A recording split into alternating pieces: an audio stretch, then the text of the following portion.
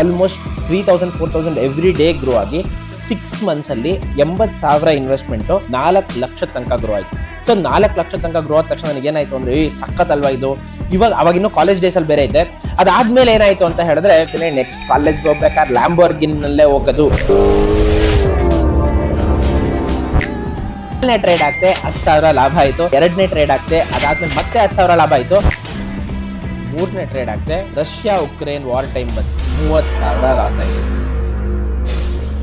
2020 Covid ಮನೇಲಿದ್ದೆ, ಏನಾರು ಮಾಡ್ಬೇಕು ಅನ್ನೋ ಆಸೆ ಇತ್ತು, ಬಟ್ ಏನ್ ಮಾಡ್ಬೇಕು ಅನ್ನೋದ್ರ ಬಗ್ಗೆ ಏನಂದ್ರೆ ಏನೋ ಐಡಿಯಾ ಇರ್ಲಿಲ್ಲ. ಅದೇ ಟೈಮ್ ಅಲ್ಲಿ ಒಬ್ಬ ಫ್ರೆಂಡ್ ಸಿಕ್ತ, ಮಗ ಬಿಟ್ಕಾಯಿನ್ ಅಂತ ಒಂದು ಇನ್ವೆಸ್ಟ್ಮೆಂಟ್ ಇದೆ, ಹೋಗಿ ಇನ್ವೆಸ್ಟ್ಮೆಂಟ್ ಮಾಡು, ನಿಂಗೆ ಸಕ್ಕತ್ತಾಗಿ ರಿಟರ್ನ್ಸ್ ಬರುತ್ತೆ ಅಂತ ಹೇಳ್ದ.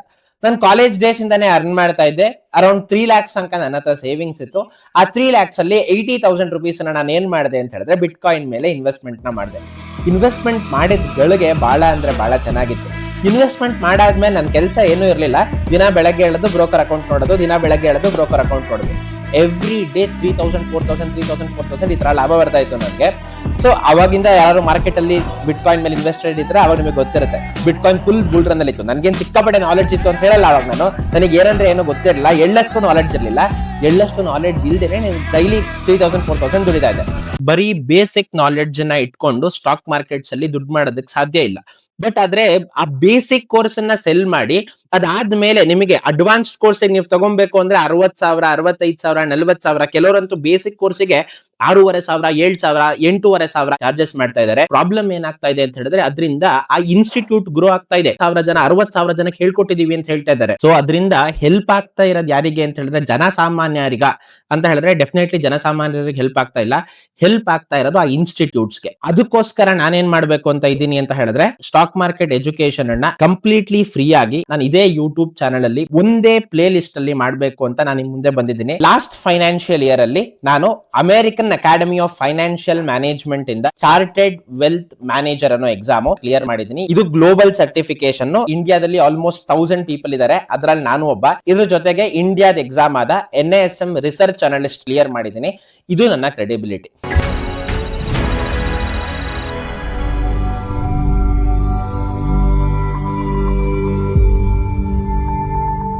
ಎಲ್ರಿಗೂ ನಮಸ್ಕಾರ, ನಾನು ನಿಮ್ಮ ಸುಧಾತಾರ. ಸೊ ಫಸ್ಟ್ ನಾನ್ ಸ್ಟಾಕ್ ಮಾರ್ಕೆಟ್ ಯಾಕೆ ಬಂದೆ ಅಂತ ಅಲ್ಲಿಂದ ಸ್ಟಾರ್ಟ್ ಮಾಡ್ತೀನಿ. 2020 ಕೋವಿಡ್ ಮನೇಲಿದ್ದೆ, ಏನಾರು ಮಾಡ್ಬೇಕು ಅನ್ನೋ ಆಸೆ ಇತ್ತು, ಬಟ್ ಏನ್ ಮಾಡ್ಬೇಕು ಅನ್ನೋದ್ರ ಬಗ್ಗೆ ಏನಂದ್ರೆ ಏನೋ ಐಡಿಯಾ ಇರ್ಲಿಲ್ಲ. ಅದೇ ಟೈಮ್ ಅಲ್ಲಿ ಒಬ್ಬ ಫ್ರೆಂಡ್ ಸಿಕ್ತ, ಮಗ ಬಿಟ್ಕಾಯಿನ್ ಅಂತ ಒಂದು ಇನ್ವೆಸ್ಟ್ಮೆಂಟ್ ಇದೆ, ಹೋಗಿ ಇನ್ವೆಸ್ಟ್ಮೆಂಟ್ ಮಾಡು, ನಿಂಗೆ ಸಕ್ಕತ್ತಾಗಿ ರಿಟರ್ನ್ಸ್ ಬರುತ್ತೆ ಅಂತ ಹೇಳ್ದ. ನಾನು ಕಾಲೇಜ್ ಡೇಸ್ ಇಂದಾನೆ ಅರ್ನ್ ಮಾಡ್ತಾ ಇದ್ದೆ. ಅರೌಂಡ್ 3 lakhs ತನಕ ನನ್ನ ಹತ್ರ ಸೇವಿಂಗ್ಸ್ ಇತ್ತು. ಆ 3 lakhs ಅಲ್ಲಿ 80,000 rupees ನಾನು ಏನ್ ಮಾಡಿದೆ ಅಂತ ಹೇಳಿದ್ರೆ ಬಿಟ್ಕಾಯಿನ್ ಮೇಲೆ ಇನ್ವೆಸ್ಟ್ಮೆಂಟ್ ನ ಮಾಡಿದೆ. ಇನ್ವೆಸ್ಟ್ಮೆಂಟ್ ಮಾಡಿದ ಗಳಿಗೆ ಬಹಳ ಅಂದ್ರೆ ಬಹಳ ಚೆನ್ನಾಗಿತ್ತು. ಇನ್ವೆಸ್ಟ್ಮೆಂಟ್ ಮಾಡಾದ್ಮೇಲೆ ನನ್ನ ಕೆಲಸ ಏನೂ ಇರಲಿಲ್ಲ.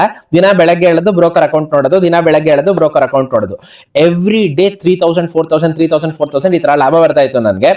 ಸೊ ಅವಾಗಿಂದ ಯಾರು ಮಾರ್ಕೆಟ್ ಅಲ್ಲಿ ಬಿಟ್ಕಾಯಿನ್ ಮೇಲೆ ಇನ್ವೆಸ್ಟೆಡ್ ಇದ್ರೆ ಅವಾಗ ನಿಮಗೆ ಗೊತ್ತಿರುತ್ತೆ. ಬಿಟ್ಕಾಯಿನ್ ಫುಲ್ ಬುಲ್ ರನ್ ಅಲ್ಲಿ ಇತ್ತು. ನನಗೇನು ಸಿಕ್ಕಾಪಟ್ಟೆ ನಾಲೆಡ್ಜ್ ಇತ್ತು ಅಂತ ಹೇಳಲ್ಲ ಅವಾಗ ನಾನು. ನನಗೆ ಏನಂದ್ರೆ ಏನೋ ಗೊತ್ತಿರಲಿಲ್ಲ, ಎಳ್ಳಷ್ಟು ನಾಲೆಡ್ಜ್ ಇರಲಿಲ್ಲ. ಎಳ್ಳಷ್ಟು ನಾಲೆಡ್ಜ್ ಇಲ್ದೇನೆ ಡೈಲಿ 3,000, 4,000 ದುಡಿತಾ ಇದೆ. ಬಟ್ ಅದಾದ್ಮೇಲೆ ಏನಾಯ್ತು ಅಂದ್ರೆ 6 months ಅಲ್ಲಿ 80,000 investment almost 3,000, 4,000 every day grow ಆಗಿ 4 ಲಕ್ಷ ತನಕ ಗ್ರೋ ಆಯ್ತು. ಸೊ 4 ಲಕ್ಷ ತನಕ ಗ್ರೋ ಆದ ತಕ್ಷಣ ನನಗೆ ಏನಾಯ್ತು ಅಂದ್ರೆ ಸಖತ್ ಅಲ್ವಾ ಇದು.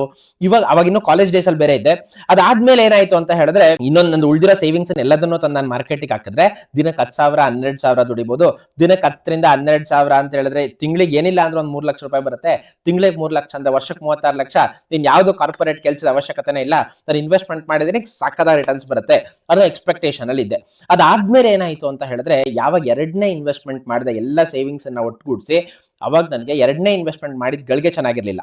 ಸೊ ಮಾಡಿದ್ದು 2 ದಿನದಲ್ಲಿ ಬಿಟ್ಕಾಯಿನ್ ಏನಾಯ್ತು ಅಂತ ಹೇಳಿದ್ರೆ 50% ಕ್ರಾಶ್ ಆಗೋಯ್ತು. ಸೊ 50% ಕ್ರಾಶ್ ಆದ ತಕ್ಷಣ ನನಗೆ ಆಕ್ಚುಲಿ ಲಾಸ್ ಆಗಿಲ್ಲ. ಯಾಕೆಂದ್ರೆ ಬಂದಿರೋ ಲಾಭ ಅಷ್ಟಕ್ಕಷ್ಟು ಏನಾಯ್ತು ಅಂತ ಹೇಳಿದ್ರೆ ವ್ಯಾನಿಶ್ ಆಯ್ತು. ಅಕಸ್ಮಾತ್ ಏನಾದ್ರು ಫಸ್ಟ್ ಸ್ಟೆಪ್ ಅಲ್ಲೇ ಲಾಸ್ ಆಗಿದ್ರೆ ಇವತ್ತು ನಾನು ಡೆಫಿನೆಟ್ಲಿ ಈ ಚಾನೆಲ್ ನ ಸ್ಟಾರ್ಟ್ ಮಾಡ್ತಾ ಇರಲಿಲ್ಲ. ಅದಾದ್ಮೇಲೆ ಏನಾಯ್ತು ಅಂತ ಹೇಳಿದ್ರೆ ನನಗೆ ಬಹಳ ಬೇಜಾರಾಗೋಯ್ತು. ನನ್ನ ಎಕ್ಸ್ಪೆಕ್ಟೇಷನ್ ಏನಿತ್ತು, ತಿಂಗಳಿಗೆ ಒಂದು 3 ಲಕ್ಷ ದುಡ್ಡು ಬಿಡ್ತೀನಿ, ನೆಕ್ಸ್ಟ್ ಕಾಲೇಜ್ಗೆ ಹೋಗ್ಬೇಕಾದ್ರೆ ಲ್ಯಾಂಬೋರ್ಗಿನಿನಲ್ಲೇ ಹೋಗೋದು ಅನ್ನೋ ಎಕ್ಸ್ಪೆಕ್ಟೇಷನ್ ಅಲ್ಲಿ ನಾನಿದ್ದೆ. ಬಟ್ ಪ್ರತಿದಿನ ಗ್ರೀನ್ ನೋಡಿ ನೋಡಿ ನೋಡಿ ನೋಡಿ ನನಗೇನಾಗಿತ್ತು ಅಂದ್ರೆ ಇದ್ರಲ್ಲಿ ಬರೀ ಲಾಭನೇ ಬರೋದು ಅಂತ ಇತ್ತು. ಬಟ್ ಒಂದೇ ಸಲ ನನಗೆ ಬಂದಿರೋ ಲಾಭ ಎಲ್ಲ ಹೋದ ತಕ್ಷಣ ನಂಗೆ ಬಹಳ ಬೇಜಾರಾಗೋಯ್ತು. ಅದಾದ್ಮೇಲೆ ಏನಾಯ್ತು ಅಂತ ಹೇಳಿದ್ರೆ, ಇಲ್ಲಿ ರೆಗ್ಯುಲೇಟರಿ ರಿಸ್ಕ್ ಇದೆ ಬಿಟ್ ಕಾಯಿನ್ ಅಲ್ಲಿ. ಸೊ ನಾವ್ ಯಾವ್ದೇ ಬ್ರೋಕರ್ ಮೂಲಕ ಇನ್ವೆಸ್ಟ್ಮೆಂಟ್ ಮಾಡ್ತಾ ಇರ್ತೀವಿ, ಆ ಬ್ರೋಕರ್ ಏನಾದ್ರು ಕೈ ಎತ್ತ ಅಂತ ಹೇಳಿದ್ರೆ ನನಗೆ ಯಾವ್ದೇ ತರದ ಸೇಫ್ಟಿ ಇರಲ್ಲ ಅಂತ ಗೊತ್ತಾಯ್ತು. ಅದಾದ್ಮೇಲೆ ನಾನು ಏನ್ ಮಾಡಿದೆ ಅಂತ ಹೇಳಿದ್ರೆ, ಇಂಡಿಯನ್ ಮಾರ್ಕೆಟ್ ಬಗ್ಗೆ ಕಲಿಯಕ್ ಸ್ಟಾರ್ಟ್ ಮಾಡಿದೆ. ಇಂಡಿಯನ್ ಮಾರ್ಕೆಟ್ ಏನಾಗಿತ್ತು ಅಂದ್ರೆ ಬಿದ್ದು ಮೇಲ್ಗಡೆ ಹೋಗ್ತಾ ಇತ್ತು. ಅದಾದ್ಮೇಲೆ ಸ್ವಲ್ಪ ಯೂಟ್ಯೂಬ್ ವಿಡಿಯೋಸ್ ಎಲ್ಲ ನೋಡಿದೆ. ಒಂದ್ ಪಾಯಿಂಟ್ ನಂಗೆ ಅರ್ಥ ಆಗಿದ್ದು ಏನು ಅಂತ ಹೇಳಿದ್ರೆ, ಒಳ್ಳೆ ಸ್ಟಾಕ್ಸ್ ಮೇಲೆ ಇನ್ವೆಸ್ಟ್ಮೆಂಟ್ ಮಾಡಬೇಕು. ಒಳ್ಳೆ ಸ್ಟಾಕ್ಸ್ ಮೇಲೆ ನಾವೇನಾದ್ರೂ ಇನ್ವೆಸ್ಟ್ಮೆಂಟ್ ಮಾಡಿದ್ರೆ ಇವತ್ತಲ್ಲ ನಾಳೆ ನನಗೆ ಏನಾಗುತ್ತೆ ಅಂದ್ರೆ ರಿಟರ್ನ್ಸ್ ಬಂದೇ ಬರುತ್ತೆ ಅಂತ ನನಗೊಂದು ಗೊತ್ತಾಯ್ತು. ಅದಾದ್ಮೇಲೆ ಏನ್ ಮಾಡಿದೆ ಅಂತ ಹೇಳಿದ್ರೆ, ಒಳ್ಳೆ ಸ್ಟಾಕ್ಸ್ ನಿಫ್ಟಿ 50 ಸ್ಟಾಕ್ಸ್ ಅಲ್ಲಿ ಆದಷ್ಟು ಇನ್ವೆಸ್ಟ್ಮೆಂಟ್ ಮಾಡಿದೆ, ಸ್ಟಾರ್ಟ್ ಮಾಡಿದ ತಕ್ಷಣ ಏನಾಯ್ತು ಅಂತ ಹೇಳಿದ್ರೆ 3-4% ಲಾಭ ಬಂತ. ಅವಾಗ ಸ್ಟ್ರಾಟಜಿ ಬಹಳ ಸಿಂಪಲ್, 3-4% ಲಾಭ ಬಂತ. ಆ ಲಾಭ ನಾನು ಏನ್ ಮಾಡ್ಬೇಕು ಅಂತ ಹೇಳಿದ್ರೆ ತೆಗಿಬೇಕು. ಅಕಸ್ಮಾತ್ ಏನಾದ್ರೂ ಲಾಸ್ ಆದ್ರೆ, ಒಳ್ಳೆ ಕಂಪ್ನಿ ಅಲ್ವಾ, ಇವತ್ತಲ್ಲ ನಾಳೆ ಮೇಲ್ಗಡೆ ಬಂದೇ ಬರುತ್ತೆ. ಸೊ ಮೇಲ್ಗಡೆ ಬಂದಾಗ ನಾನು ಏನ್ ಮಾಡ್ತೀನಿ ಅಂತ ಹೇಳಿದ್ರೆ ಎಕ್ಸಿಟ್ ಆಗ್ತೀನಿ ಅಂತ ಅನ್ಕೊಂಡಿದ್ದೆ. ಸೊ 1 ವರ್ಷ ಎಲ್ಲ ಚೆನ್ನಾಗೇ ಇತ್ತು. ಮತ್ತೆ ಹೇಳ್ತಾ ಇದೀನಿ, ನನಗೆ ಬಹಳ ನಾಲೆಡ್ಜ್ ಇತ್ತು ಅಂತಲ್ಲ, ಅವಾಗ ಮಾರ್ಕೆಟ್ ಬಿದ್ದು ಮೇಲ್ಗಡೆ ಹೋಗ್ತಾ ಇತ್ತು. So I was fortunate enough. ನನಗೆ ಅದೇ ಟೈಮ್ ಅಲ್ಲಿ ನಾನು ಮಾರ್ಕೆಟ್ಗೆ ಎಂಟ್ರಿ ಆಗಿದ್ದ ಐ ವಾಸ್ ವೆರಿ ಫಾರ್ಚುನೇಟ್. ಅದಾದ್ಮೇಲೆ ಏನಾಯ್ತು ಅಂದ್ರೆ ಕನ್ಸಿಸ್ಟೆಂಟ್ ಆಗಿ ಎವ್ರಿ ಮಂತ್ 3-4% ಪ್ರಾಫಿಟ್ಸ್ ಅನ್ನ ಮಾಡ್ತಾ ಇದ್ದೆ. ನನ್ನ ನಾಲೆಡ್ಜ್ ಇಂದ ಅಲ್ಲ, ಥ್ಯಾಂಕ್ಸ್ ಟು ಬುಲ್ ಮಾರ್ಕೆಟ್. ಅದಾದ್ಮೇಲೆ ಏನಾಯ್ತು ಅಂತ ಹೇಳಿದ್ರೆ ಲಾಭ ಬಂದ ತಕ್ಷಣ ಲಾಭ ತೆಕ್ಕೊಂತ ಇದ್ದೆ. ಬಟ್ ಅದ್ರ ನೆಕ್ಸ್ಟ್ ಏನಾಯ್ತು ಅಂದ್ರೆ ರಷ್ಯಾ ಉಕ್ರೇನ್ ವಾರ್ ಟೈಮ್ ಬಂತು. ರಷ್ಯಾ ಉಕ್ರೇನ್ ವಾರ್ ಟೈಮ್ ಬಂದ ತಕ್ಷಣ ಏನಾಯ್ತು ಅಂದ್ರೆ ಒಂದೇ ಸಲ ಮಾರ್ಕೆಟ್ 18% ಬಿತ್ತು. ಕೆಲವೊಂದು ಸ್ಟಾಕ್ಸ್ ಅಂತೂ 40%, 50% ಕ್ರಾಶ್ ಆಗೋಯ್ತು. ಸೊ ಆ ತರ ಆದ ತಕ್ಷಣ ನನಗೇನಾಯ್ತು ಅಂದ್ರೆ ಬಹಳ ಬೇಜಾರಾಗಿದೆ. ಯಾಕಂದ್ರೆ 1 ವರ್ಷ ದುಡ್ದಿರೋ ದುಡ್ಡು ಆಲ್ಮೋಸ್ಟ್ 1 ತಿಂಗಳು ಟೈಮ್ ಒಳಗಡೆ ನನಗೇನಾಯ್ತು ಅಂದ್ರೆ ದುಡ್ದಿರೋ ದುಡ್ಡು ಅಷ್ಟು ನನಗೆ ಲಾಸ್ ಆಗಿಲ್ಲ. ಬಟ್ ಆದ್ರೆ ಅಗೇನ್ ಬಂದಿರೋ ಲಾಭ ಎಲ್ಲ ಒಂದೇ ಸಲ ಹೋಯ್ತು. ಅದಾದ್ಮೇಲೆ ನನಗೆ ಮತ್ತೆ ಬೇಜಾರಾಯ್ತು. ಮತ್ತೆ ಇವಾಗ ಯಾಕಂದ್ರೆ ಕನ್ಸಿಸ್ಟೆಂಟ್ ಆಗಿ 3-4% ದುಡಿತಾ ಇದ್ರಿಂದ ಅದಕ್ಕೆ ತಕ್ಕನಾಗಿ ಮಾರ್ಕೆಟ್ ಇಂದ ಕಮಿಟ್ಮೆಂಟ್ಸ್ ಅನ್ನು ಮಾಡ್ಕೊಂಡಿದೆ. ಇವಾಗ ಇಷ್ಟು ದುಡಿತಾ ಇದೀನಿ, ಇಷ್ಟು ಖರ್ಚು ಮಾಡ್ತೀನಿ ಅಂತ. ಸೊ ಅದಾದ್ಮೇಲೆ ಇವಾಗ ಖರ್ಚು ಮಾಡೋದಿರ್ಲಿ, ಬಂದಿರೋ ಲಾಭ ಎಲ್ಲದೂ ಹೋಗಿದೆ. ಇವಾಗ ಖರ್ಚು ಮಾಡೋದಕ್ಕೂ ನನ್ನ ಹತ್ರ ಏನು ಇನ್ಕಮ್ ಇಲ್ಲ. ಇವಾಗ ಏನ್ ಮಾಡೋದು ಅಂತ ನಾನು ಯೋಚನೆ ಮಾಡ್ತಾ ಇರ್ಬೇಕಾದ್ರೆ ಅವಾಗ ಇನ್ನೊಬ್ಬ ಫ್ರೆಂಡ್ ಸಿಗ್ದ. ಮಗ, ಫ್ಯೂಚರ್ಸ್ ಅಂಡ್ ಆಪ್ಷನ್ಸ್ ಅಂತ ಇನ್ನೊಂದಿದೆ. ಫ್ಯೂಚರ್ಸ್ ಅಂಡ್ ಆಪ್ಷನ್ಸ್ ಅಲ್ಲಿ ನಿನಗೆ ಏನಾಗುತ್ತೆ ಅಂದ್ರೆ ಬೀಳೋ ಮಾರ್ಕೆಟ್ ಅಲ್ಲೂ ನೀನ್ ಲಾಭ ಮಾಡ್ಬೋದು. ಅದರಲ್ಲಿ ನೀನ್ ಇಕ್ವಿಟಿನಲ್ಲಿ ತಿಂಗಳಿಗೆ 3-4% ದುಡಿತಾ ಇದ್ಯಾ, ನೀನೇನಾದ್ರೂ ಫ್ಯೂಚರ್ಸ್ ಅಂಡ್ ಆಪ್ಷನ್ಸ್ ಮಾಡಿದ್ರೆ ನಿನಗೆ ದಿನಕ್ಕೆ 30-40% ರಿಟರ್ನ್ಸ್ ಬರುತ್ತೆ. ನಿನ್ ಲಕ್ ಚೆನ್ನಾಗಿದ್ರೆ 100%, 200% ತನಕ ನಿನಗೆ ಏನಾಗುತ್ತೆ ಅಂತ ಹೇಳಿದ್ರೆ ವರ್ಕೌಟ್ ಆಗುತ್ತೆ ಅಂತ ಹೇಳ್ದ. ಸೊ ಈ ತರ ಹೇಳ್ತಾ ಇದ್ದಾನಲ್ಲ ಅಂತ 15 ದಿನ ನೋಡಿದೆ. ನನ್ ಸ್ವಲ್ಪ ಕ್ಯಾಲ್ಕುಲೇಟಿವ್ ಮೈಂಡ್, ನಾನು ಮ್ಯಾಥ್ಸ್ ಅಲ್ಲೇ BSc ಮಾಡಿರೋದು. ಸೊ ನಾನು ಏನ್ ಮಾಡಿದೆ ಅಂತ ಹೇಳಿದ್ರೆ ನೋಡಿದೆ ಅವ್ನು ಹೇಳ್ದಂಗೆ ಆಗ್ತಾ ಇದ್ಯಾ ಅಂತ. ಸೊ ಅವ್ನು ಹೇಳ್ದಂಗೆ ಆಗ್ತಾನೆ ಇತ್ತು. ಸೊ ನನಗೆ ಒಂದೇ ಸಲ ಏನಾಯ್ತು ಅಂತ ಹೇಳಿದ್ರೆ ಯಾವ್ದೋ ಸಖತ್ ಮಾರ್ಕೆಟ್, ನನಗೆ ನಾಳೆಯಿಂದ ದುಡ್ಡು ಅನ್ನೋ ಎಕ್ಸ್ಪೆಕ್ಟೇಷನ್ ಅಲ್ಲಿ ಫ್ಯೂಚರ್ಸ್ ಅಂಡ್ ಆಪ್ಷನ್ಸ್ ಅಲ್ಲಿ ಮೊದಲನೇ ಟ್ರೇಡ್ ಅನ್ನ ಹಾಕ್ತೆ. ಅದೇನೋ ಗೊತ್ತಿಲ್ಲ, ಯಾರೇ ಬಂದು ಫ್ರೆಷರ್ಸ್ ಮಾರ್ಕೆಟ್ ಅಲ್ಲಿ ಮೊದಲನೇ ಟ್ರೇಡ್ ಆಗ್ತಾರೋ ಅವ್ರಿಗೆ ಎಲ್ಲರಿಗೂ ಲಾಭನೇ ಆಗುತ್ತೆ. ನನ್ಗೂ ಅದೇ ಆಯ್ತು. ಮೊದಲನೇ ಟ್ರೇಡ್ ಆಗ್ತೆ 10,000 ಲಾಭ ಆಯ್ತು. ಅದಾದ್ಮೇಲೆ 2ನೇ ಟ್ರೇಡ್ ಆಗ್ತೆ, ಅದಾದ್ಮೇಲೆ ಮತ್ತೆ 10,000 ಲಾಭ ಆಯ್ತು. 3ನೇ ಟ್ರೇಡ್ ಆಗ್ತೆ 30,000 ಲಾಸ್ ಆಯ್ತು. ಆ 30,000 ಲಾಸ್ ಆದ ತಕ್ಷಣ ನಾನು ಏನ್ ಮಾಡಿದೆ ಅಂತ ಹೇಳಿದ್ರೆ ಎಚ್ಚೆತ್ಕೊಂಡೆ. ಅದಾದ್ಮೇಲೆ ಯಾಕಂದ್ರೆ ತುಂಬಾ ಇಲ್ಲಿ ರಿಸ್ಕ್ ಇರುತ್ತೆ, ರಿಸ್ಕು ತುಂಬಾ ಜಾಸ್ತಿ, ರಿವಾರ್ಡ್ ತುಂಬಾ ಜಾಸ್ತಿ. ಅದಾದ್ಮೇಲೆ ನೆಕ್ಸ್ಟ್ 6 months ನಾನು ಏನ್ ಮಾಡಿದೆ ಅಂದ್ರೆ ಒಂದೇ ಒಂದು F&O ಟ್ರೇಡ್ ಅನ್ನು ಹಾಕಿಲ್ಲ. ಫ್ಯೂಚರ್ಸ್ ಅಂಡ್ ಆಪ್ಷನ್ಸ್ ಬಗ್ಗೆ ಕಲ್ತ್ಕೊಂಡೆ. ಎಷ್ಟು ರಿಸರ್ಚ್ ಮಾಡೋದಕ್ಕಾಗುತ್ತೋ ಅಷ್ಟು ರಿಸರ್ಚ್ ನಾನು ಮಾಡಿದೆ. ಅದಾದ್ಮೇಲೆ ಅಲ್ಲಿಂದ ಇಲ್ಲಿ ತನಕ ನನ್ನ ಕ್ಯಾಪಿಟಲ್ ನ ಕನ್ಸಿಸ್ಟೆಂಟ್ ಆಗಿ ಲಾಸ್ಟ್ 3 years ಇಂದ ನಾನು ಏನ್ ಮಾಡ್ತಾ ಇದ್ದೀನಿ ಅಂತ ಹೇಳಿದ್ರೆ ಗ್ರೋ ಮಾಡ್ತಾ ಇದ್ದೀನಿ. ಸೊ ಇದು ಬರೀ ಫ್ಯೂಚರ್ಸ್ ಅಂಡ್ ಆಪ್ಷನ್ಸ್ ಒಂದರಿಂದಾನೇ ಆಗ್ತಾ ಇದೆಯಾ ಅಂದ್ರೆ ಡೆಫಿನೆಟ್ಲಿ ಆಗ್ತಾ ಇಲ್ಲ. It is happening with equity and futures and options ಎರಡೂ ಸೇರಿ ನನ್ನ ಕ್ಯಾಪಿಟಲ್ ಏನಾಗ್ತಾ ಇದೆ ಅಂದ್ರೆ ಕನ್ಸಿಸ್ಟೆಂಟ್ ಆಗಿ ಇಯರ್ ಆನ್ ಇಯರ್ ಏನಾಗ್ತಿದೆ ಅಂತಂದ್ರೆ ಗ್ರೋ ಆಗ್ತಾ ಇದೆ. ಫೈನ್. ಇದಾದ್ಮೇಲೆ ಅದರ ನೆಕ್ಸ್ಟ್ ಏನಾಯ್ತು ಅಂತ ಹೇಳಿದ್ರೆ ಲಾಸ್ಟ್ 3 years ಇಂದ ನನ್ನ ಕ್ಯಾಪಿಟಲ್ ನ ಕನ್ಸಿಸ್ಟೆಂಟ್ ಆಗಿ ಗ್ರೋ ಮಾಡ್ತಾ ಇದ್ದೀನಿ. ಇದರ ಜೊತೆಗೆ ಲಾಸ್ಟ್ ಫೈನಾನ್ಷಿಯಲ್ ಇಯರ್ ಅಲ್ಲಿ ನಾನು American academy of financial management ಇಂದ ಇರೋ CWM ಅನ್ನೋ ಎಕ್ಸಾಮ್ ನ ಕ್ಲಿಯರ್ ಮಾಡಿದ್ದೀನಿ. ಈ ಎಕ್ಸಾಮ್ ಏನು ಅಂತ ಹೇಳಿದ್ರೆ ಚಾರ್ಟೆಡ್ ವೆಲ್ತ್ ಮ್ಯಾನೇಜರ್ ಅನ್ನೋ ಎಕ್ಸಾಮು. ಚಾರ್ಟೆಡ್ ವೆಲ್ತ್ ಮ್ಯಾನೇಜರ್ ಇಂಡಿಯಾದಲ್ಲಿ ಆಲ್ಮೋಸ್ಟ್ 1000 ಪೀಪಲ್ ಇದ್ದಾರೆ, ಅದರಲ್ಲಿ ನಾನು ಒಬ್ಬ. ಇದು ಗ್ಲೋಬಲ್ ಸರ್ಟಿಫಿಕೇಶನ್. ಈ ಸರ್ಟಿಫಿಕೇಶನ್ ಆದ್ಮೇಲೆ ನಾನೊಬ್ಬ ಚಾರ್ಟರ್ ಹೋಲ್ಡರ್ ಆಗಿದ್ದೀನಿ. ಇದ್ರ ಜೊತೆಗೆ ಇಂಡಿಯಾದ ಎಕ್ಸಾಮ್ ಆದ NISM ರಿಸರ್ಚ್ ಅನಲಿಸ್ಟ್ ಕೂಡ ನಾನು ಏನ್ ಮಾಡಿದ್ದೀನಿ ಅಂತ ಹೇಳಿದ್ರೆ ಕ್ಲಿಯರ್ ಮಾಡಿದ್ದೀನಿ. ಇದು ನನ್ನ ಕ್ರೆಡಿಬಿಲಿಟಿ.